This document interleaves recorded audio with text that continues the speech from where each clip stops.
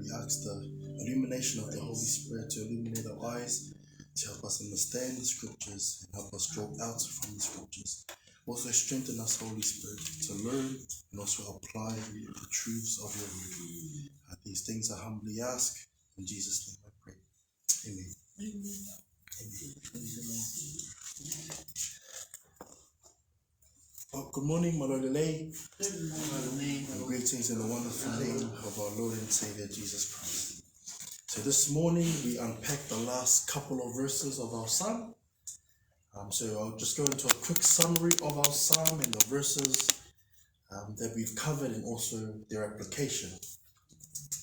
So Psalm 27, verses 1 to 3 is titled, Trusting the Protection of the Lord. Trusting the Protection of the Lord. The application that we took away was applying our trust in the Lord, who is our salvation, our rescue, and the one who protects us through trials and troubles. In verses 4 to 6 of Psalm 27, it was titled, Trusting the Lord in His Presence. Trusting the Lord in His presence. Our takeaway was 1, to desire to dwell in the house of the Lord. 2, meditate and reflect on His goodness and faithfulness. And 3, that we respond with joyful worship. Last week we looked at verses 7 and 10, and that was titled The Prayer of David. The applications we took away was 1, that we should desire to seek and fellowship with the Lord, and we can do this by setting aside time to read His word, not for anyone else or for anything else, but for your love for the Lord. Psalm 27 verse 8. And number 2 is to be confident in who God is in times of trials. Pray, seek Him. He is still our God, our salvation, of our salvation. We can do this by being reminded of God's faithfulness and goodness over our lives. So that brings us to this morning. So this morning we'll be looking at the final verses of Psalm 27, and that's verses 14 to 11, which are titled, Trusting in the Sustaining Power of God. So I will attempt to draw out principles and applications from these verses this morning for us to consider, meditate, and think about, and hopefully apply, and be doers of the word and not hearers only. Brother Vaivai, please, if I can have you please read Psalm 27, verse 11 to 14. Tama, if I can also have you read Salamu lua se fulu fitu, vai upu se fulu tasi, ile se fulu fa. And I will read in Tonga. Psalm 27, verse 11 to 14. Teach me your way, O Lord, and lead me in a smooth path because of my enemies. Do not deliver me to the will of my adversaries, for false witnesses have risen against me, and as such as breathe out violence. I would have lost heart unless I had believed that I would see the goodness of the Lord in the land of the living. Wait on the Lord, be of good courage, and He shall strengthen your heart. Wait, I say, on the Lord.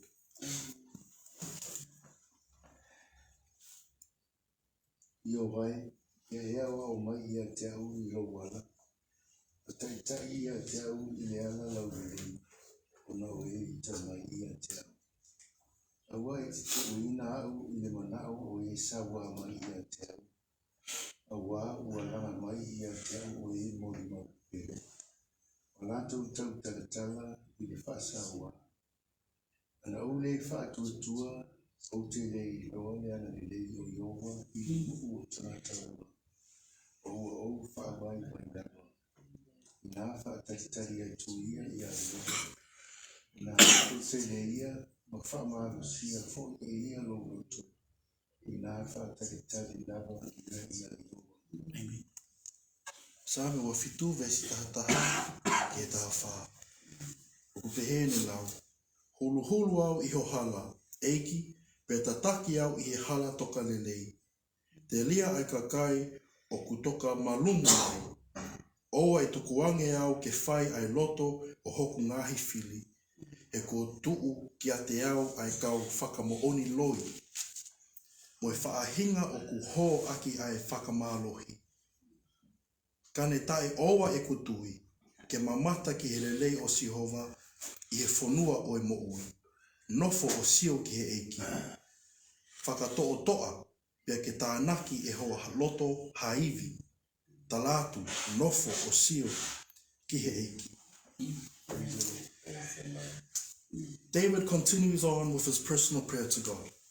We see that in verse 7 of the psalm, David's asking God to listen or to pay attention to his prayer. And in verse 11, the psalmist is asking God to teach me, as it reads there. Teach me your way, O Lord, and lead me in a level path because of my foes. We see David not only asking God to listen and hear his prayer, but he's also asking God to teach him and lead him on a level path. And this is not the first time he has asked God. So some quick scripture references that I'll read out. Psalm 25, verse 4. This is a prayer of protection, guidance, and pardon by King David. Psalm 25, verse 4 says this. Make me know your ways, O Lord. Teach me your paths. Also in Psalm 86, verse 11, this is a psalm of supplication and trust by King David. Again, it says, teach me your way, O Lord. I will walk in your truth. Unite my heart to fear your name. We see in both of these scriptures that David cried out to God in prayer for guidance, protection, and also trust. The similarities we see in these verses, as we read, is both of them are one, having the psalmist asking God to teach him your way, and two, make me know your truth. David trusts in the leading of the Lord, in the ways of the Lord. Even in the circumstances, he still turns to God to teach him to walk in truth. Amen. David continues his prayer not only asking God to teach him, but to lead him in the level path. The Hebrew word for level path is mishor, which means level country or level path, but also uprightness. Our psalmist is asking of the Lord to lead him in the upright way of living. He gives us the reason why he is praying, asking God to teach him and lead him. It says there, because of his foes, his enemies. In verse 12, it reads, do not deliver me over to the desires of my adversaries, for false witnesses have risen against me, and such as breathe out violence. David prays and asks God not to deliver, which means to hand over or to permit him over to the desires of his adversaries. We read in verse 2 just what the enemy or the foe's desire is. And in verse 2, the enemies were described as those who would devour his flesh. We also see that these enemies or adversaries will be false witnesses, talking about King David. Yet he prays and trusts in God. David has had a similar experience, and through it, he continues to pray and trust in God. Brother Vai, if I can have you please read Psalm 41, verse 2. Psalm 41, verse 2. Brother Oli, if I can have you read Salamo Fasefulu, Maletasi Fai Upulua. Salamo Fasefulu, Maletasi Fai Upulua. Psalm 41, verse 2. The Lord will preserve him and keep him alive, and he will be blessed on the earth. You will not deliver him to the will of his enemies.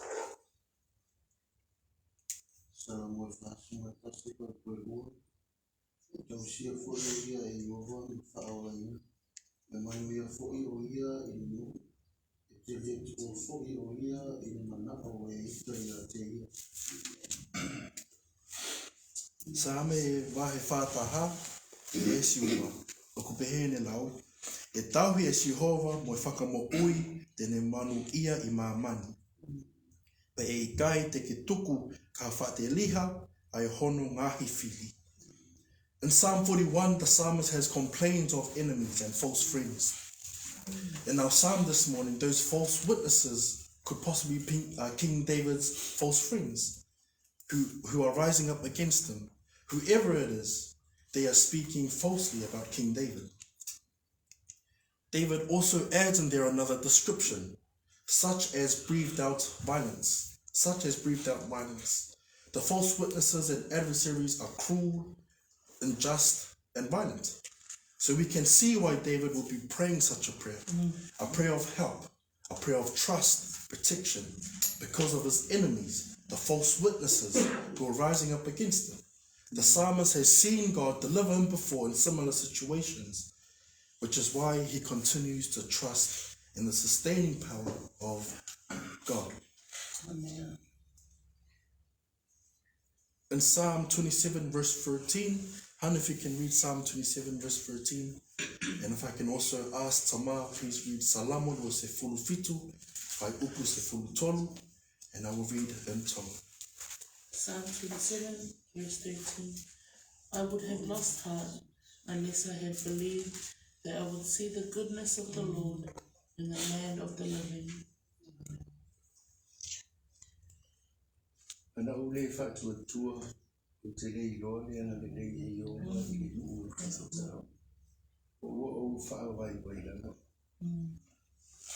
Psalm wa fitu, vesi tahatolu.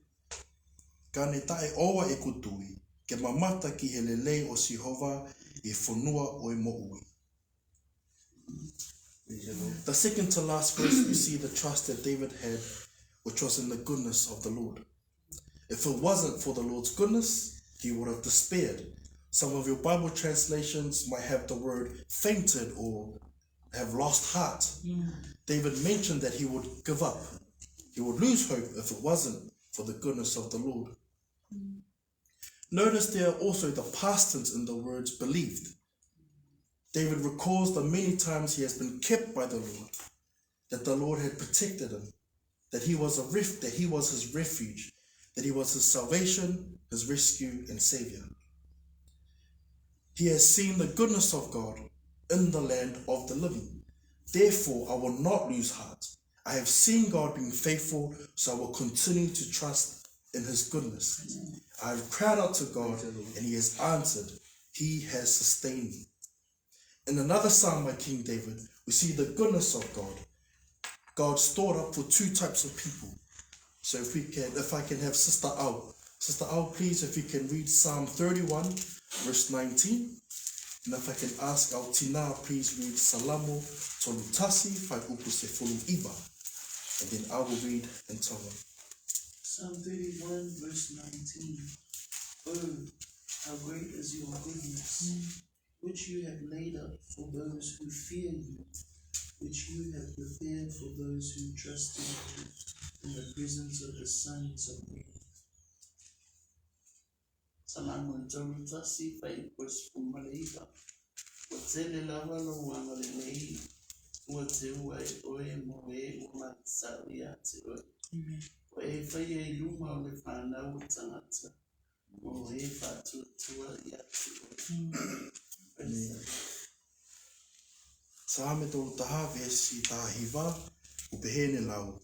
Hono ikai lahi ho o kota le leina, a ia ku ke whao mai kau apasia ki he awhiona. Pe oku ke whai manau tolu o ku unga ki he awhiona. I he ao o e hoko I tangata. Psalm 31 verse 19 gives us two characteristics of people God stores up his goodness for. The first person God stores up his goodness for is one, those who fear the name of the Lord. And two, those who take refuge in the Lord. From the Psalms that we've looked at recently, Psalm 23, Psalm 61, Psalm 3, and also this morning, Psalm 27, we know that David, one, feared the Lord, and two, David took refuge in the Lord. He ran to the Lord in times of trouble. He sought protection in the Lord in times of trouble. So David has seen God's goodness so many times in his life. David ends this morning's psalm with verse 14. Brother Vaivai, if you can please read Psalm 27, verse 14. Wait on the Lord, be of good courage, and he shall strengthen your heart. Wait, I say, on the Lord.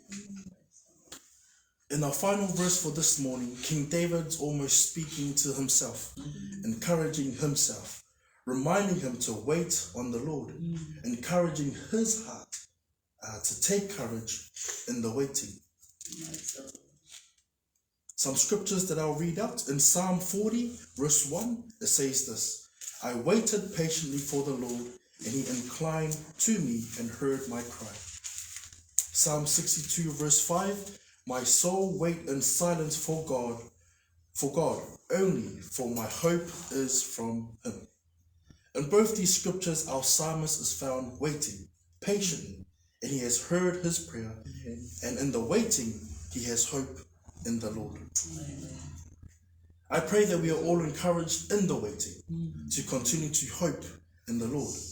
Let the words of King David find comfort for us. Wait for the Lord, be strong, and let your heart take courage. Yes, wait on the Lord.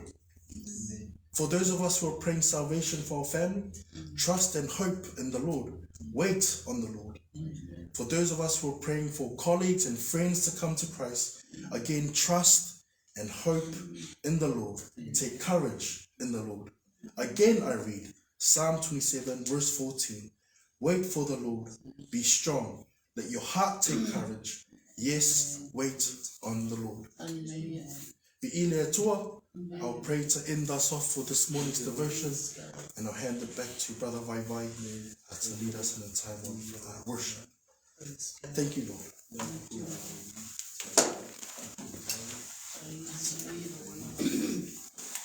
Let us pray. Lord, you continue to show yourself faithful to us, Lord. Even when we are faithless, Lord, you still remain faithful, Father. So we thank you, Lord, for your grace, for your mercy that's renewed every morning. Father, and as we come and as we heard from your truth, let the truth find itself in good soil. Let it encourage, let it edify the hearers, let it edify all of us, Lord, and help us apply the truths of your word, Father. In all things, we give you honor, we give you glory. In Jesus' name we pray. Amen. Can we all be